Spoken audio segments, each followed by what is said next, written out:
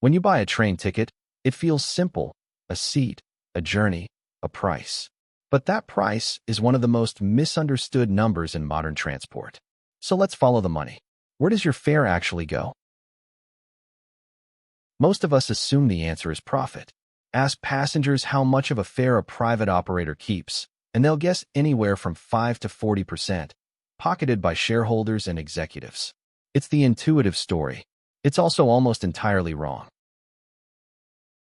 When auditors actually open the books, the operator's profit margin is typically just 1 to 3% of the ticket, a rounding error next to the real costs. The gap between what we imagine and what's true is enormous. So if it isn't profit, what is it? A train ticket isn't a payment for a seat. It's a share in one of the most capital-intensive machines humanity has ever built: steel rails, power systems, rolling stock, and the people who run them. Almost every unit of your fare is spoken for before the train even moves. Here's where a typical fare goes. Roughly half pays to use and maintain the track. A fifth covers the trains themselves. A quarter goes to staff. Energy is a sliver, around 4%, and profit sits at the bottom. Between them, track and trains alone eat 2/3 of every ticket. Start with the biggest slice, the permanent way. The physical track is the single most expensive part of any railway. In Europe, operators don't own the rails. They rent them through track access charges. For some operators, those charges are up to 88% of their entire infrastructure bill. And that charge isn't arbitrary. Under European rules, it starts from direct cost, the physical where your specific train inflicts, driven by its weight, speed, and axle load. On top sits a markup, charged where a market can bear it, plus a scarcity fee on the busiest corridors. Regulators cap the total to keep rail competitive with the road. Why so expensive? Because steel wears out on a schedule. Rails are ground smooth every 1 to 3 years. Ballast is tamped back into alignment every 3 to 5, and the whole track is torn up and renewed every 10 to 15 years. Every one of those cycles is billed back through your fare. Then there's the debt you never see on your receipt. Mega projects overrun spectacularly. Britain's HS2 spent £3.6 billion on land alone. California's high-speed line added $5 billion just to reroute around a single airport.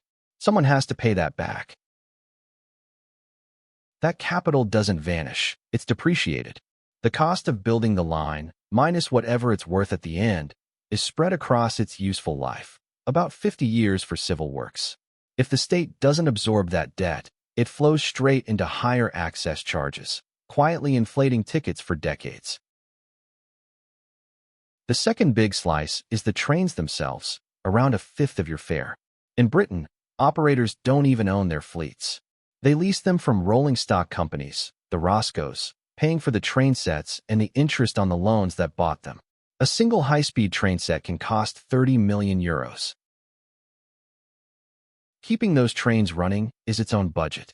The biggest share goes to spare parts, brake pads, wheel sets, precision electronics. Then the life cycle cost of owning the asset, scheduled preventive checks, and the depot labor that does the work. Reliability isn't cheap, and it's non-negotiable for safety. And maintenance compounds. A rough industry rule puts annual upkeep at 1.5% of a train's purchase price.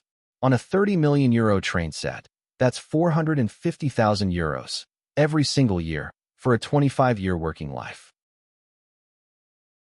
Now the daily costs. Staff are a quarter of the bill: drivers, conductors, dispatchers, engineers. Wages are shaped by powerful unions and decades-old work rules, and they've been rising faster than inflation. In one recent year, Britain's Network Rail overspent its maintenance budget by £106 million, largely on labor. Energy is surprisingly small, just 4 to 5%, but volatile. And how a train is run matters more than you'd think. Trains burn most of their energy accelerating. An express that cruises sips power. A commuter service that stops every few minutes pays the acceleration penalty over and over again. So if the costs are fixed, why do two seats on the same train cost wildly different prices? Yield management. Operators price dynamically to fill the train. Cheap seats early, dear seats late. And on regulated fares, governments cap annual rises to an inflation index. Your fare is part algorithm, part politics. But here's the twist. For most railways, ticket revenue was never meant to cover everything. Passenger rail is rarely a self-sustaining business. So countries have built very different bargains between the passenger and the taxpayer. 3 models show how. Model 1, America. Amtrak's Northeast Corridor is genuinely profitable, recovering 166% of its costs. But its long-distance routes recover just under half, losing money on every train, and running only because Washington subsidizes them, at roughly $120 per passenger. Model 2, Europe. High-speed lines like the French TGV run purely commercially, with no operating subsidy, and any profit is plowed back into the network. But regional and commuter services are treated as public goods. In France alone, the state and regions spent over 20 billion euros supporting rail in a single year, about 0.7% of the entire economy. Germany pushed the idea further. Its €49 Deutschlandticket lets you ride every regional service nationwide for a flat monthly fee. It blew a €2.3 billion hole in farebox revenue, but studies value the benefits, from cleaner air to fuller wallets, at $4.4 billion. Sometimes a subsidy is the point. Model 3, Japan. Private operators like JR East take no operating subsidy at all, because the ticket is only half the business. They own the stations and the department stores, offices, and apartments around them. Passengers create footfall. Footfall drives real estate. Real estate funds the railway. The fare is just the flywheel. So the next time you tap through a barrier, remember what you're really buying. Not a seat, a stake in steel, power, labor, and debt, stretched across 50-year horizons. The price on your ticket isn't greed. It's a mirror of how your country chooses to pay for the railway. That's the economics of a train ticket.